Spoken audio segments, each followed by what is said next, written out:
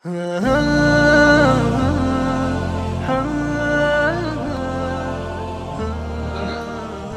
sabar terhadap bala.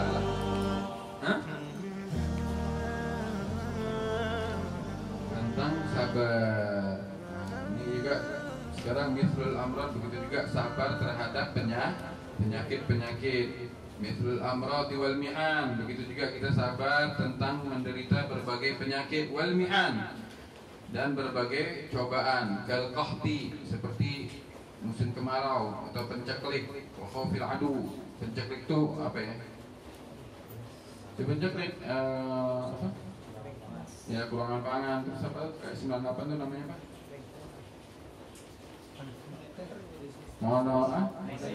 Moneter. Moneter. Ya begitu deh. Penceklik, moneter, krisis lah ya. Krisis ekonomi. Nah, sabar juga terhadap penyakit. Yang kena penyakit sabar. Mudah-mudahan nggak ada apa semuanya, insyaallah sini sembuh semuanya sehat ya.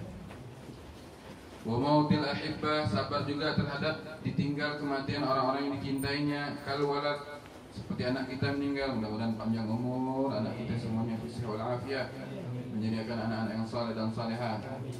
Ya, siapapun mereka yang orang kita cintai ditinggal mati, kita sabar. Wa faqdil mal, kehilangan harta. Wa tasallutis nas, dikuasain ataupun harta tadi itu atau dikuasain orang lain. Jabatan misalkan,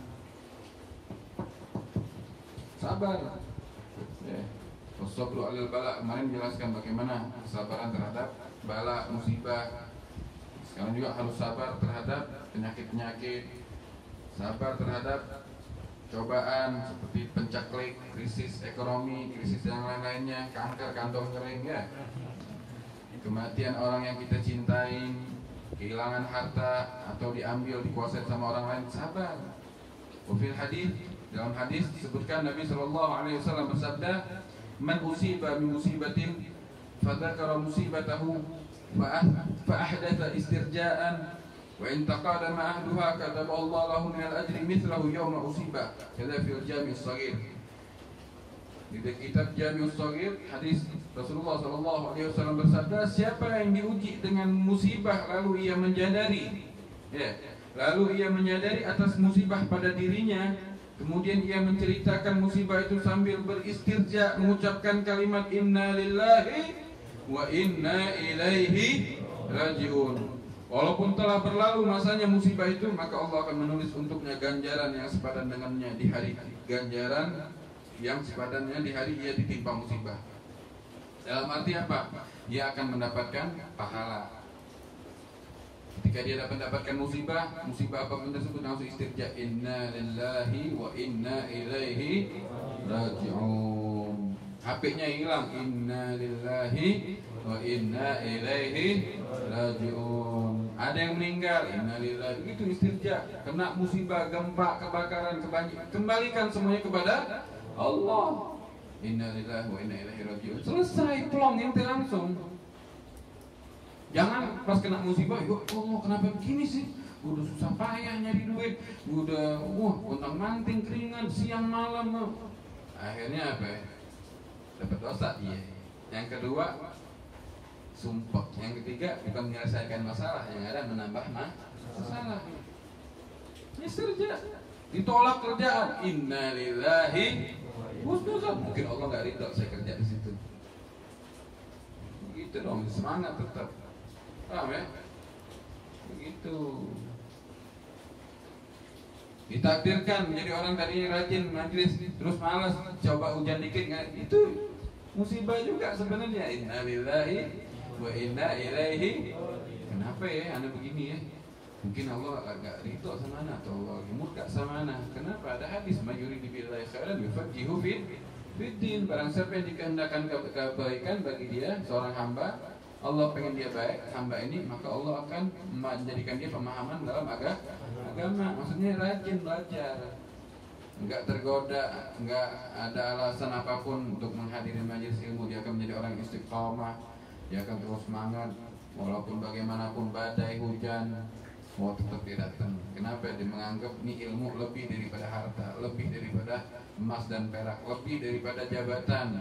Nanti ente bakal tahu hasilnya ketika ente meninggal dunia. Betapa banyak orang yang sekarang yang meninggal dunia ini di alam kubur, mereka minta dibangkitin, mau hadir majlis taklim, saking tahu besar pahalanya. Ya kan? Allah mengangkat orang beriman dan berilmu. Ya rafa'illah alladziina aamanu minkum wa utul ilma darajat. Ya, Allah akan mengangkat orang-orang yang punya ilmu, yang beriman ini derajat, beberapa derajat. Bahkan dikatakan oleh Ibn Abbas 700 derajat. Ma baina darajatain masafah 500 am. Di antara dua derajat satu sama satu derajat yang lainnya itu 500 tahun atau 700 tahun ya kalau satu derajat ke satu derajat, satu sama dua, satu mau kedua itu dibutuhkan 500 tahun perjalanan. Ente kalau naik ke Surabaya jalan kaki berbulan-bulan, ente butuh nih perjalanan ini beratus-ratus tahun baru nyampe ke derajat yang lainnya. Itu baru satu derajat. Oke, kalau bedanya beberapa derajat sampai 700 dari RT ke RW, RW kemana lagi? Lurah, ya. Lurah kemana lagi? Camat, betul. Camat kemana lagi? Bupati. Bupati kemana lagi? Gubernur. Itu beberapa derajat, cuma beberapa derajat doang. Orang punya ilmu sama nggak punya ilmu derajat. Salah satu ente pengen dekat Rasulullah, yang rajin aja. Ya, paham? Masya Allah. Gala ba'dul arifin, berkata sebagian orang ahli ma'rifah, as-sabru ala thalathi maqamat. Sabar itu terdiri dari 3 maqam kedudukan. Al-ula tarku syakwa wa yusamma sabrul jamil. Yang pertama tarku syakwa, dia tidak mengadu, enggak jerit hati, maksudnya enggak mengadu, enggak mewek. Ini juga disebut as-sabrul jamil, sebagai sabar yang jamil. Wahia darajatut taibin. Ini orang seperti ini yang enggak mau ngadu, yang enggak gampang curhat, yang sabar, enggak update status. Kan zaman sekarang dikit-dikit update status. Iya kan, betul enggak? Dia sabar, enggak cerita, enggak update status. Nah ini diam-diam cuman update status sih, sama aja. Sama aja bohong. Cerita juga namanya. Dia diam, punya masalah diam, sabar. Gak gampang ngomong, gak gampang curhat, gak gampang mewek, gak gampang bocor. Dipendam sama dia, sabar. Maka ini sabar yang indah. Dan ini sabarnya orang-orang yang taibin, orang-orang yang bertaubat. Ini derajat yang pertama. Yang kedua, derajat itu yang asalnya ar-ridha bil maqdur wa hiya darajatuz zahidin. Yang kedua, ridha dengan yang telah ditakdirkan, yaitu sabar, tingkatan orang-orang yang zuhud. Dia ridha ketika Allah kasih musibah, dia ikhlas, dia nggak protes, nggak terucap mulutnya itu untuk kenapa ya Allah. Mungkin dia nggak cinta, tapi pernah seorang tersebut antara dia sama Allah dia protes di dalam doanya mungkin. Ya Allah, aku ini udah begini kenapa engkau kasih? Protes dia. Tapi dia ridho, ngerti nggak? Dia ridho. Tapi nggak apa ya Allah, aku ridho kalau emang ini darimu. Insya Allah aku ridho. Ini derajatnya orang-orang zuhud. Tapi kalau yang pertama, dia nggak keluar sama sekali di dalam mulutnya ataupun di hatinya. Dia terima semua ini dari Allah semua. Aku terima. Wala update status. Ini derajat orang-orang yang bertaubat. Yang kedua, dia ridho. Walaupun mungkin celoteh, ada keluaran dikit, tapi dia ridho. Maka ini derajat sabar orang-orang zuhud. Yang ketiga, al-mahabbatu bima yasna'u bihil maula wa hiya darajatus siddiqin kadza fi nuzhatul majalis. Yang ketiga, cinta kepada sesuatu yang diciptakan Allah, yaitu sabar tingkatan orang-orang yang sangat teguh keyakinannya, yaitu as-siddiqin. Demikian penuturan dalam kitab Nuzhatul Majalis. Dia ketika dikasih bala, ujian, cobaan, dia bukan protes, dia bukan diam, tapi dia makin cinta sama Allah Subhanahu. Kenapa? Dia sadar kalau Allah tuh sayang, kalau dia makin cinta sama Allah. Ya Alhamdulillah ya Allah, berarti Allah ini perhatian sama saya. Dikasih sakit, ya Allah makasih ya Allah, makasih ya Allah atas sakit ini. Kalau kita kan kagak, ngomel, ngedumel. Kalau bisa jangan sama sekali kena penyakit. Dikasih kehilangan harta, orang-orang yang magam as-siddiqin, ya, ini julukan as-siddiqin ini nggak gampang loh ya. Magam setelah kenabian itu baru as-siddiqin, orang-orang yang jujur, yang percaya, yang mendapatkan gelar as-siddiq. Salah satu yang pertama kali adalah Sayyidina Abu Bakar ketika Isra Mi'raj nih, bulan Rajab, ketika Rasulullah pulang Isra Mi'raj menceritakan kepada sahabat, aku baru pulang dari mana? Baitul Maqdis, dari Syam. Maka sahabat yang pada waktu itu mendustakannya, tidak mempercayainya, malah ada yang murtad kebanyakan, sampai mereka mendatangi Sayyidina Abu Bakar. Abu Bakar tuh lihat temanmu Muhammad, dia bilang ngawur tuh, cerita kolong tidur, bilang dari Syam semalam doang, padahal perjalanan butuh 2 bulan kalau naik onta. Kalau jalan kaki bisa berbulan-bulan lama, kok bisa dia bilang ngomong cuma semalam doang? Apakah benar dia ngomong begitu? Kata Sayyidina Abu Bakar, iya betul, emang begitu. Kalau emang beliau ngomong begitu, aku percaya. Dia nggak pernah bohong. Kenapa kalian bingung? Al-Quran saja firman Allah Subhanahu Wa Taala beliau bawa itu diturunkan dari langit ke bumi dalam waktu sekejap. Kenapa perjalanan ini kalian bingung? Akhirnya Sayyidina Abu Bakar mendatangi Rasulullah Shallallahu Alaihi Wasallam. Ya Nabi Allah, apakah benar semalam engkau cerita kepada sahabat bahwa engkau baru pulang dari Syam, dari Baitul Maqdis? Iya. Ya Nabi Allah, aku pernah ke Baitul Maqdis. Coba tolong beritahu aku, ceritakan kepadaku bagaimana bentuknya, bagaimana ciri-cirinya. Tapi bukan dalam arti Sayyidina Abu Bakar ngetes Rasulullah, tapi untuk menunjukkan kepada yang lain bahwa ini Nabi Muhammad adalah orang yang benar, jujur, nggak pernah bohong. Akhirnya Rasulullah mengangkat kepala, melihat Baitul Maqdis begini, ceritakan sama Rasulullah. Sampai Sayyidina Abu Bakar bilang apa? Benar.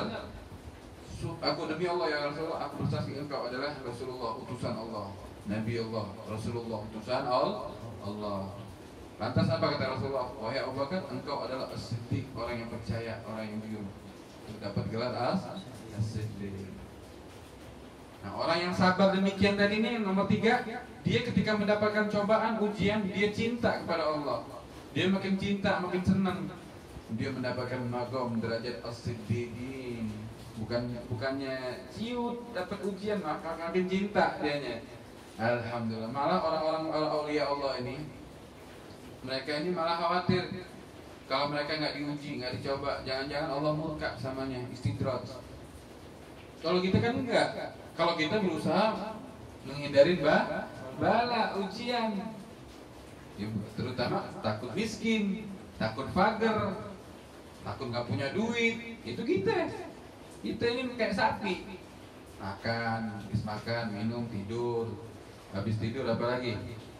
Main, makan, minum, tidur, dipukul nggak mau, ya begitu. Mereka para aulia Allah tinggi derajatnya begitu tadi.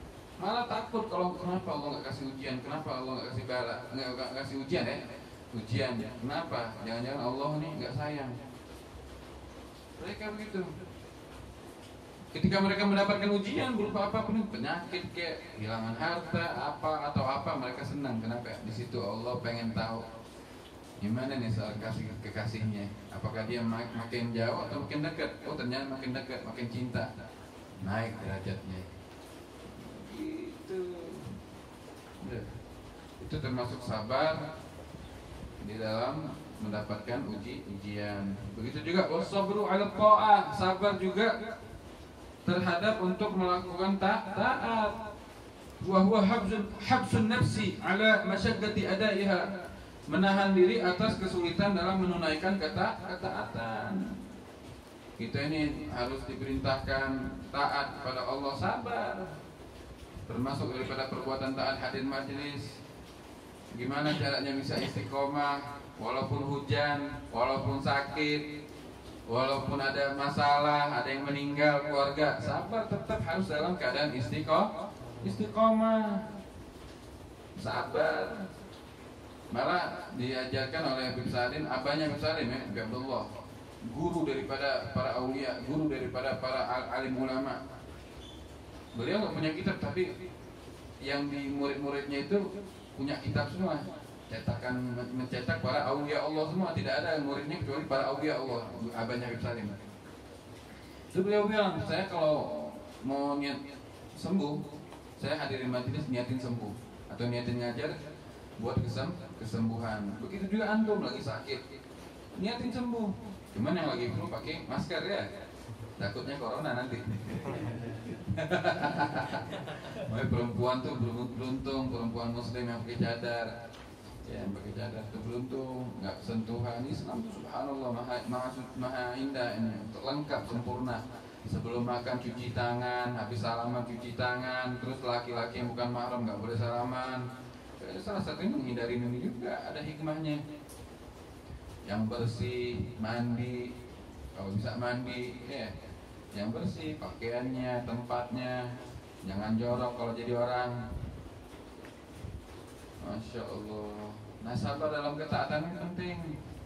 Sholat sabar, memang berat, apalagi subuh. Perjuangan itu butuh perjuangan, butuh semangat yang betul-betul jihad. Bangun melek-melekin matanya setengah mati. Harus sabar, dilawan. Apalagi sabar, nggak taat, mau nikah, nggak boleh pacaran, nggak boleh pacaran, nggak boleh TTM, nggak boleh. Sabar, cari kesibukan yang positif, cari kesibukan yang baik, sehingga dia menjadi orang yang sabar dalam mengerjakan ketaatan. Pokoknya dalam ketaatan apapun itu harus sabar. Jadi sabar itu bukan pas ketika mendapatkan ujian bala doang. Dalam mengerjakan ketaatan juga harus sabar. Wassabru 'alal ma'asi. Begitu juga sabar atas segala kemaksiatan. Maksudnya apa? Wa huwa habsun nafsi 'ala masyaqqati ijtinabiha. Menahan diri atas kesulitan dalam meninggalkannya, dalam meninggalkan maksiat, dalam tidak mengerjakan maksiat. Kita harus sabar. Bukan dalam taat doang, bukan ketika menerima ujian doang, tapi ketika meninggalkan maksiat harus sabar. Ya Allah, pengen minum bir, pengen zina, sabar. Harus sabar. Makanya dilatih inti punya nafsu. Salah satunya adalah melatih inti dengan nafsu inti. Dengan apa? Dengan puasa, dengan perbanyak zikir, dengan perbanyak amal-amal soleh, dan berkumpul bersama orang soleh. Salah satunya lagi apa? Medsos juga. Yang bukan orang soleh jangan di follow. Dalam arti apa? Ente yang laki punya teman perempuan di medsos yang terbuka auratnya, yang bisa membangkitkan syahwat ente, terus amal-amalnya dia membuat ente lupa kepada Allah, jangan di follow. Ada apa ente follow? Cuma ente ada majelis, percuma ente ada maulid, follow perempuan-perempuan model begitu. Yang perempuan juga begitu.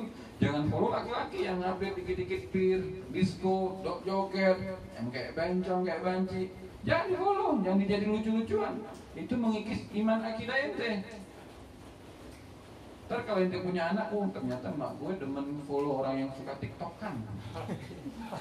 Walaupun maknya nggak suka tiktokan, tapi suka follow orang abahnya dilihat, ya mak gue suka follow biduan. Malu nggak? Malu. Jangan begitu, yang benar. Ya dilatih nafsunya. Biar apa? Ketika anda untuk meninggalkan maksiat, anda sabar. Wassabru 'alal ma'siyah. Di sini dikatakan Qala Ibnul Qayyim, berkata Ibnul Qayyim berkata, as-sabru yanqasimu ila al-ahkam al-khamsah. Fal wajibu, Imam Ibn Qayyim berkata, sabar itu ada 5 hukum.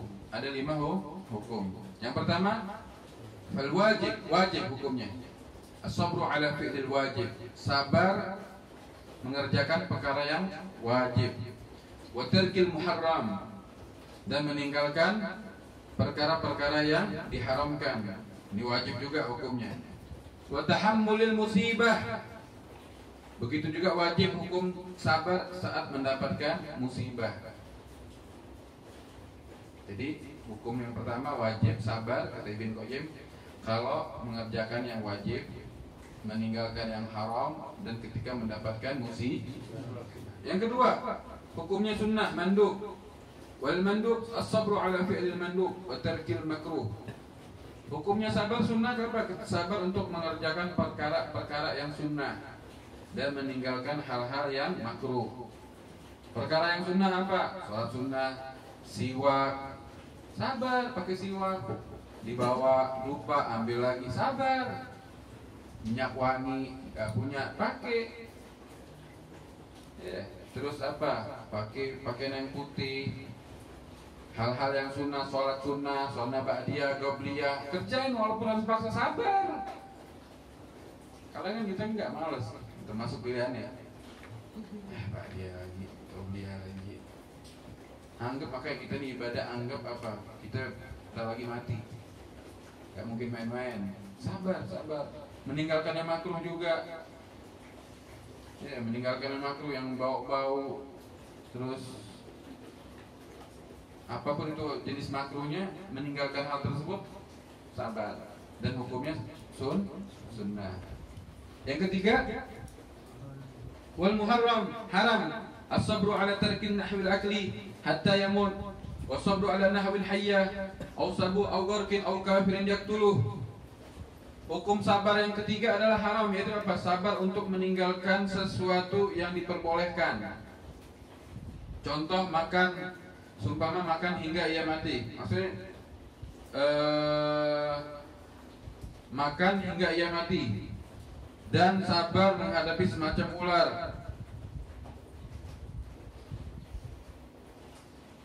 Oh, ala tarkil nahwi, ya, sabar nggak mau makan. Itu ada yang kurang kalau nanti berarti itu kurang.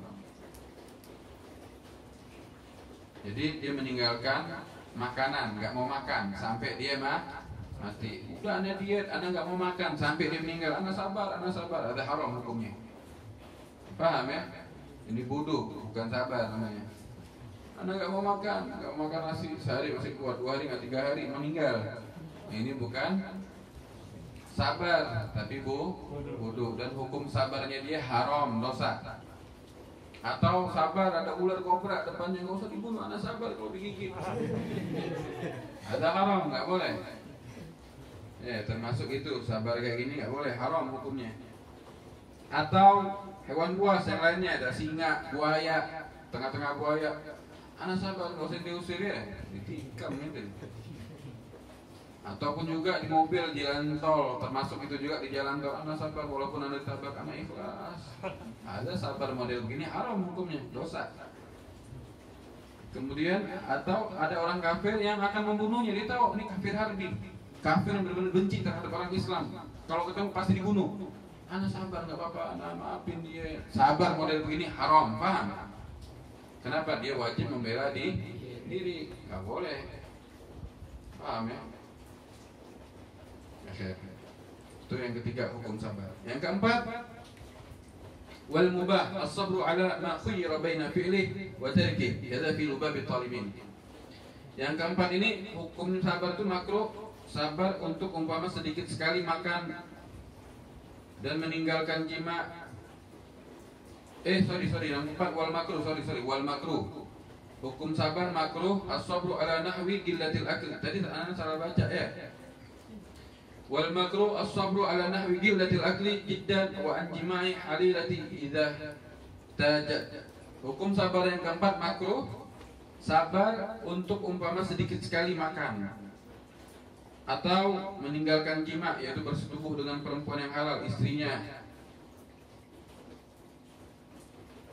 Jika perempuan itu jadi gini loh. Yang keempat ini hukumnya makruh jika sedikit sekali makan. Ala nahwi qillatil akli jiddan wa an jima'i halilati idza ihtajat. Makruh sabar deh. Anak sabar makan sedikit sehingga membuat dia tadi tersebut lemah dalam beribadah. atau dia berhubungan sebentar doang. Tadi kan ada kan sedikit daripada jima' halilatihi idah tajat. Ana sabar deh, ana nggak mau berhubungan kecuali kalau dia mau doang gitu. Nah ini nggak boleh, ini hukumnya makruh. Nanti misalkan ini jadi suami ini, ana sabar, ana nggak menuntut dia. Kalau dia nggak mau ngajak hubungan badan, ana sabar. Ini nggak boleh kayak gini. Tapi kalau maksudnya dalam arti apa? Kalau ente mau ngomong, nggak boleh dipendem. Kenapa? Kalau ente pendem, ente sabar, hukumnya kenapa? Khawatir nanti ente ngelihat kambing didandanin cantik, ente nafsu, gara-gara nggak tersalurkan. Paham ya? Makanya nikah muslim. Lihat monyet dibedakin tuh nafsu entar. Nah, ini juga makan juga begitu. Paham ya? Ini bagaimana suami istri nih. Jadi kalau misalnya ente mau ngomong sama istrinya. Makanya istri yang soleha itu nggak selalu nunggu suami minta, tapi suami nggak minta tetap diservis. Kan aja begitu ya. Iya papa, ada dipijitin, dipancing suaminya. Begitu semestinya. Jadi mah suami sabar, bukan apa-apa, beb, bawa bawang melulu, pakai pakaian bulu ketek mana-mana, beb. Ya, jangan. Istri yang soleha seperti itu diajarin istrinya, dikasih tahu, biar apa tercipta romantis, sakinah, mawaddah, warahmah. Sakinah ketenangan, mawaddah kesenangan, rahmat kasih sayang. Begitu. Lu nggak tahu sakinah, mawaddah, warahmah doang. Nggak tahu artinya sakinah ketenangan. Inti dalam rumah tangga tenang. Adem ayem, mau duit banyak, mau duit dikit tenang. Kan nikmat begitu. Mau naik motor, mau hujan-hujanan, tenang aja. Mawaddah, selalu senang. Saya gembira terus. Mau jelek, hidung pesek, hidung bengkok, senang aja. Mau gendut, misalkan hitam, bulukan, senang aja udah. Rahmat, kasih sayang. Terlalu tercipta rasa kasih sayang. Mau nggak kayak gitu? Kalau mau, cari yang benar-benar. Ya, istiqoroh, tanya ke Habib, perlu. Orang dulu itu seorang murid yang benar-benar seorang murid itu tidak akan menikah kecuali perintah dari seorang guru. Itu di kitab loh ada. Bisa, kenapa mereka yang tahu ini? Yang murid zaman sekarang kan enggak ya. Mintarin gurunya, insyaallah. Nah, yang terakhir sabar mubah hukumnya. Wal mubah as-sabru ala ma khuyira baina fi'li wa tarki kadza fi lubabi talibin. Sabar perkara yang diperbolehkan untuk memilih antara melakukan atau meninggalkan. Ya, ini bukan haram, bukan wajib, bukan sesuatu yang sunnah. Ini mubah, dia boleh melakukan ataupun tidak. Hukum mubah apa aja gitu loh. Sabar. Ala kulli hal, mudah-mudahan kita dijadikan orang yang sabar. Ya. Dalam semuanya sabar.